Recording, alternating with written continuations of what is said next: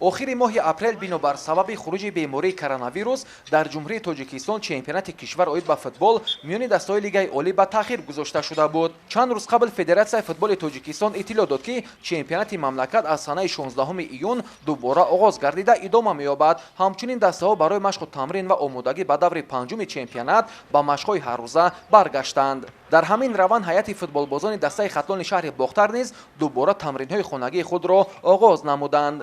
айни замон бозингарони тими хатлон тамринҳои хешро дар варзишгоҳи пахтакори шаҳри бохтар доир намуда истоданд.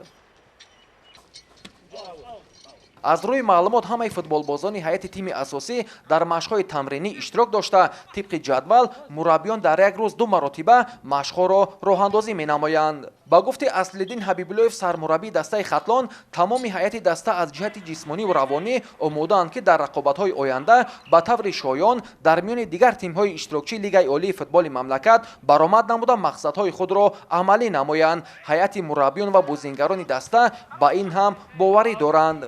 санаи 27 апрел то санаи 7 июни моҳи равон тамринҳо муваффақатан баҳс карда шуд ва бо фармон ва пешниҳоди федератсияи футболи тоҷикистон аз санаи 8 моҳи равон ба тамринҳо шурӯъ кардем.